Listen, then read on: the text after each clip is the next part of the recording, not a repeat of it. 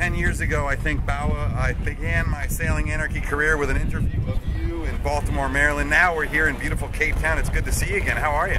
Very well. Where's the investment money, mate? You did very good in that sense. Someone else has it. Lawyers usually. Bouwe, you guys had a nice first leg. Really good, solid. I think conservative, but solid. And you came home with a strong third place. How are you feeling? Yeah, the result was. We were happy with the result. We know where we lost out when we basically had to cut the corner to Cape Town. But I think if we have to do it again, we will go again, play the South, because that's normally always the best. This time it didn't pay out, but yeah, happy with the team and the way how we actually sailed. And that's we all know from the one design as well. You probably have some solid scores always in the top three. Just a flat line in that sense, you might end up on top quite easily. It's interesting to see the difference in attitudes amongst the skippers. You know, I know you guys all pretty well, and I think in the old days, the guys who were scared about their boats, or you know, they were just always super stressed out here. Even the guys with good boats who didn't know where the weaknesses were always stressed out until they knew.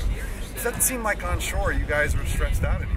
Do you feel like there's a lot lifted off your shoulders in one zone? Well, I think it's just another thing as well. There's nothing what you can hide anymore, and I think that makes it so much easier. And I think it's way better, just in general for us, because you can talk with everybody. You can let them go on your boat, because you've got nothing to hide. And I think that just makes it so much nicer being in the ports, because you can speak openly to each other. And every now in the previous races, you basically want to keep every little secret you wanted to keep for yourself. You weren't allowed to talk to the other guys, and so in that sense, yeah. Does it make it a nicer atmosphere for you guys? I think it makes a fantastic atmosphere, really? and that bit what we know in the past. Even if you knew you might have to sail after the race with somebody else, you're getting that the stress levels go up.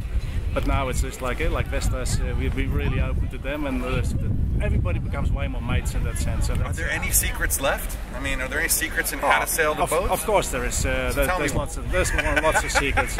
You just sail a bit higher and a little faster than everybody else, or a little bit lower and a bit faster, just to sheet it a bit more in. Now, I think like in that sense, yeah, of course, you talk to the guys, because you can talk about basically everything. Of course, the sail setup.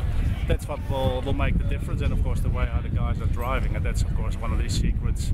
What will stay probably until the end of the race, and then if the next race is going to happen, people start sailing maybe with other teams, and then these secrets getting filtered out to the others. So this is an important question. You guys have Shooting Global, which is an organizational coaching company, I think, and consulting and stuff.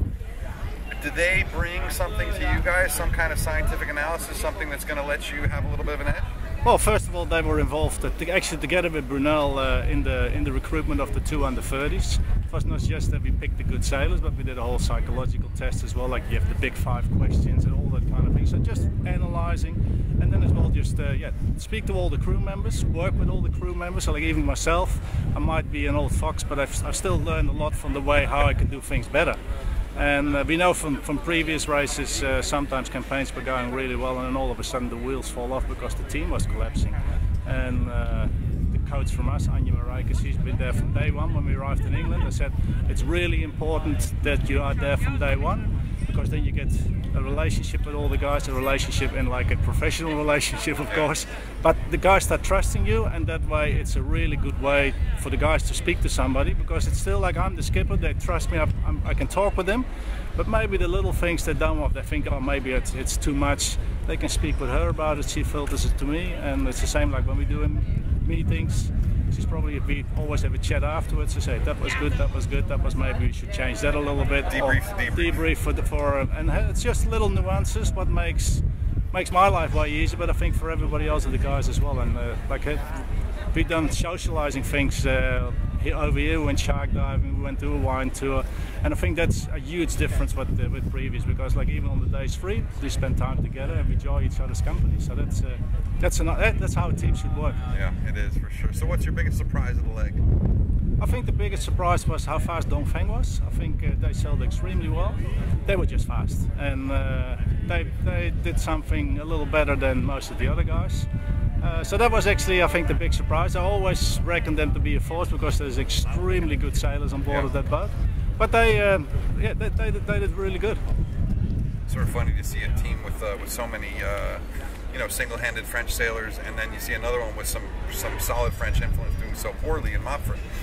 What is it? I mean, what leads to I guess, in a one design fleet like this, I was a little surprised to see boats 300-400 miles behind. You know, is it just is it sail changes? No, is it a luck? I think it's always like you know, like if you sail the Maltese or the 540 or whatever, it's the first guy can be half a lap or a lap ahead of the last guy, and I think that's always. I think like if you have the light conditions, 10 to 15 knots, we all do the same. Split everyone. But once the breeze starts coming up, then yeah, then you're getting the difference. But the funny thing was still like we might have been separated sometimes 300-400 miles, and then you're coming all together again. And you say, "Fucking hell, how is that possible?" So yeah, I think I just love the one design, but I think still like some of the legs will still see big differences. All right, well there you go, Team Brunel, Bouwe Bekking. Thanks as always. I'm sure we'll do another one of these before I go. But it's great to see you. You're coming tomorrow sailing with us, so you might have a little trick on the wheel. Put me on the pumps. on the helm, mate. I'm a shitty driver, but yeah, I'm a good I can grinder. teach you. I'm sure you can, Bouwe. Thanks, brother. Cheers.